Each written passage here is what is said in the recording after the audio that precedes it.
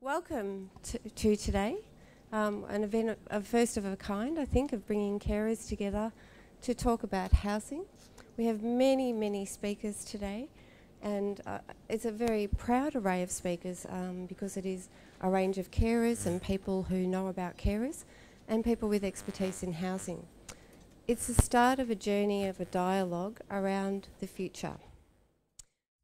The fact is that mental illness not only has a devastating effect on the person who has the mental illness, but also on the families, carers, friends and relatives of the mentally ill.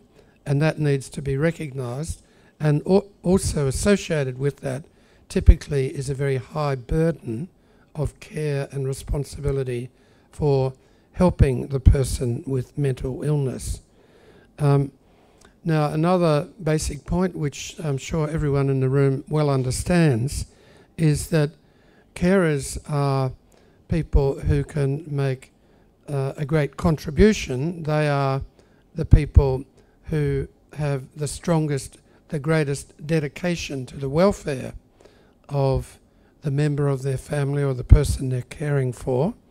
They have the lifelong commitment, and in addition they have the greatest knowledge of that person through lifelong experience.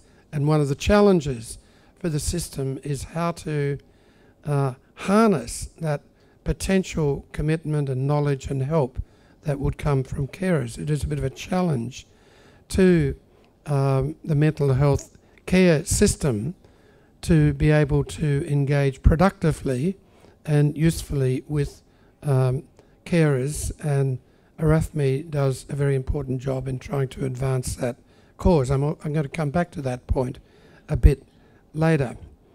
And just to make the other point, that carers themselves need care. Again, I think most of us know that. Carers tell me, I meet a lot of carers in my work, and they tell me a lot of very interesting stories about how they've coped. They've told me about how they have felt like hostages in their own homes, how some of the behaviours have been intolerable for the people living in that home. And I find that open plan homes, particularly like ours, has been very challenging for the lives of the people when someone is particularly unwell. I've met parents who have bought a home next to their own home and put a well sibling in with the unwell sibling next door. So people have thought of interesting concepts and creativity, and carers have had to think of these things often on their own. We haven't had these sort of forums for very long. Many carers have a separate room or ensuite where their loved one has their own TV and their own life, and just come out when they want to engage with the rest of the family. And that is how a lot of carers have provided housing. Now, I've never met a rich carer, so buying real estate may not be an option for you or for others. But there are a lot of people who want their loved one to be close but not too close to them.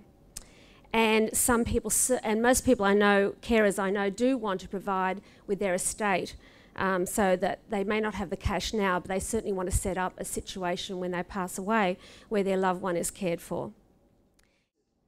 People who are living with ageing parents who are no longer able to provide that care, what is going to happen? These are the issues that people are grappling with day by day. I've yet to meet a family carer who does not talk about that. And so that's front of mind. Now, just in the last couple of months, there's been a very major Australian research study reported on, and that's the People Living with Psychotic Illness 2010 study. A really large, very authoritative research study.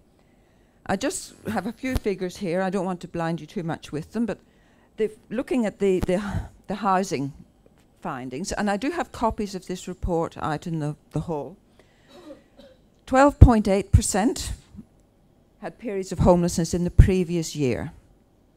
That's quite a number, quite a number. 48% lived in rental accommodation, and 26.8 were in public housing. 22.7 were on waiting lists. 11% were in supported accommodation. Now that's quite a small number when you think about the needs. 52.8% discussed accommodation before being discharged from hospital, but almost 7% were homeless on discharge. Now that is something that should never, ever, ever happen.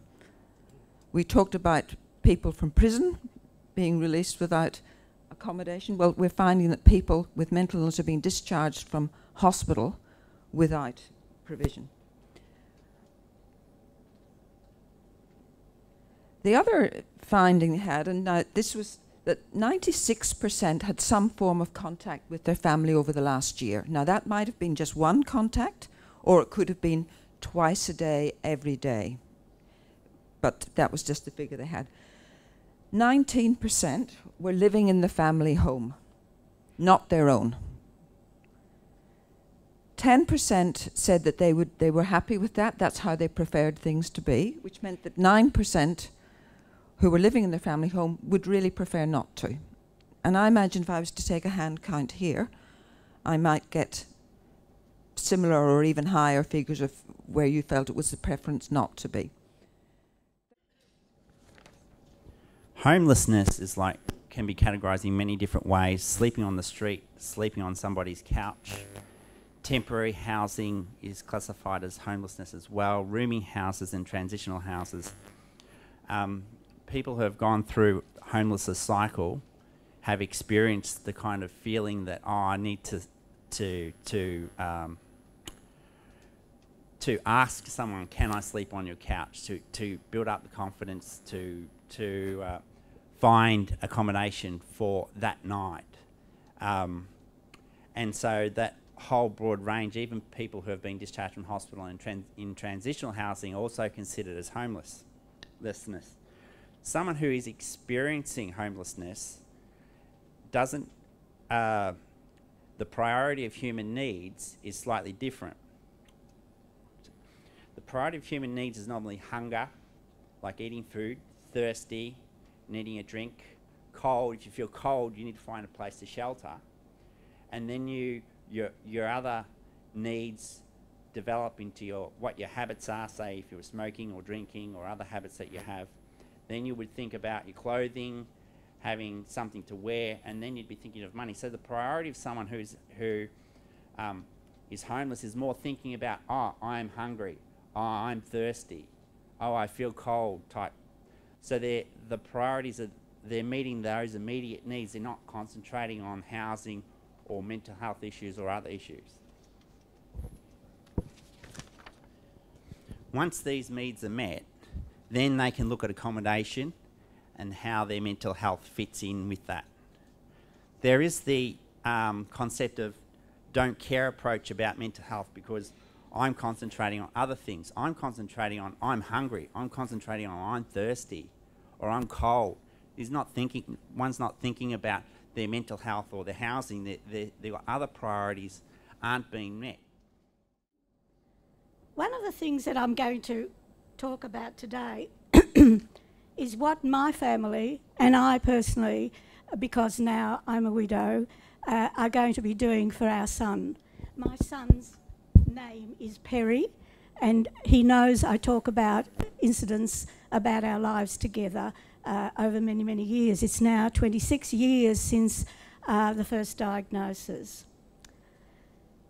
We're really interested and concerned as a family how we will make sure that Perry is looked after and is able to cope when I pass away.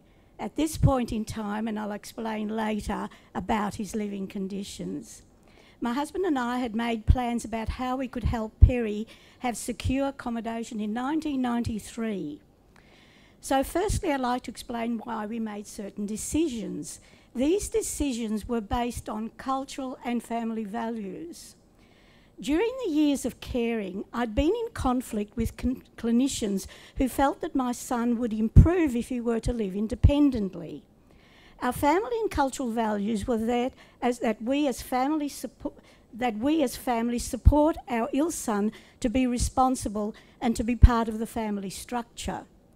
My husband made the following comment after the issue of independence was again mentioned by a clinician, and I was labelled an overprotective Greek mum. "Callie," said my husband, "would we send our son to live independently if he had a diagnosis of cancer? Why should we do so because he has schizophrenia at this point?"